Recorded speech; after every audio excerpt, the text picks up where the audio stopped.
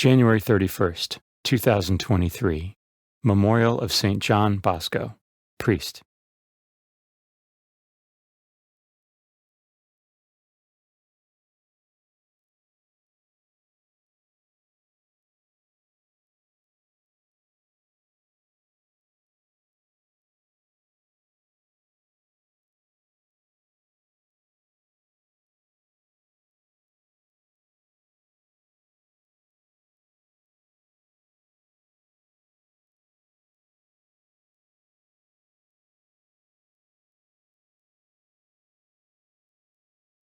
A reading from the letter to the Hebrews.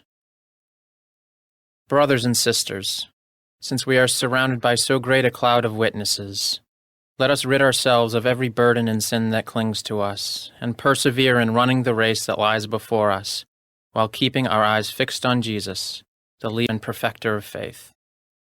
For the sake of the joy that lay before him, Jesus endured the cross, despising its shame, and has taken his seat at the right of the throne of God. Consider how he endured such opposition from sinners, in order that you may not grow weary and lose heart.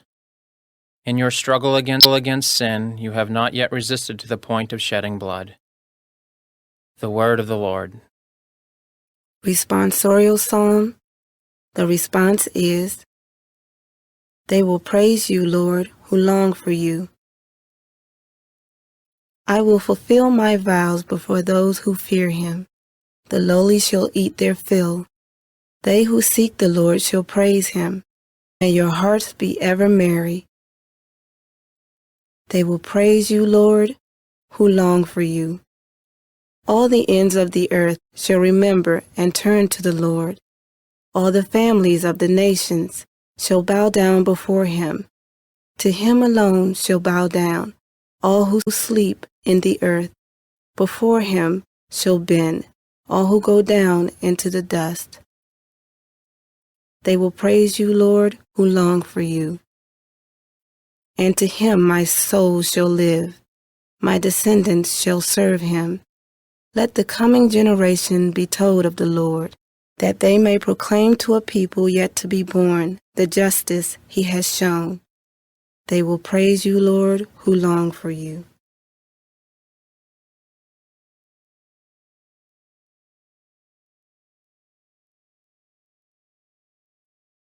A reading from the Holy Gospel according to Mark. When Jesus had crossed again in the boat to the other side, a large crowd gathered around him, and he stayed close to the sea. One of the synagogue officials named Jairus came forward. He fell at his feet and pleaded earnestly with him, saying, "My daughter is at the point of death. Please come lay your hands on her, that she may get well and live." He went off with him, and a large crowd followed him. There was a woman afflicted with hemorrhages for 12 years. She had suffered greatly at the hands of many doctors, and had spent all that she had. Yet she was not helped, but only grew worse. She had heard about Jesus and came up behind him in the crowd and touched his cloak. She said, "If I but touch his clothes, I shall be cured." Immediately her flow of blood dried up. She felt in her body that she was healed of her affliction. Jesus, aware at once that power had gone out from him, turned around in the crowd and asked, "Who has touched my clothes?" But his disciples said to him, "You see how the crowd is pressing upon you, and yet you ask, 'Who touched me?'" And he looked around to see who had done it. And the woman, realizing what had happened to her, approached in fear and trembling. She fell down before Jesus and told him the whole truth. He said to her, "Daughter, your faith has saved you. Go in peace and be cured of your affliction."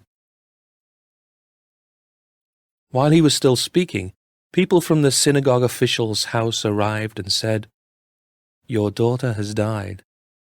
Why trouble the teacher any longer?" Disregarding the message that was reported, Jesus said to the synagogue official, Do not be afraid. Just have faith." He did not allow anyone to accompany him inside except Peter, James, and John, the brother of James. When they arrived at the house of the synagogue official, he caught sight of a commotion, people weeping and wailing loudly. So he went in and said to them, "Why this commotion and weeping? The child is not dead, but asleep." And they ridiculed him. Then he put them all out. He took along the child's father and mother and those who were with him, and entered the room where the child was. He took the child by the hand and said to her, "Talitha cum," which means, "Little girl, I say to you, arise." The girl, a child of 12, arose immediately and walked around. At that they were utterly astounded. He gave strict orders that no one should know this, and said that she should be given something to eat. The Gospel of the Lord.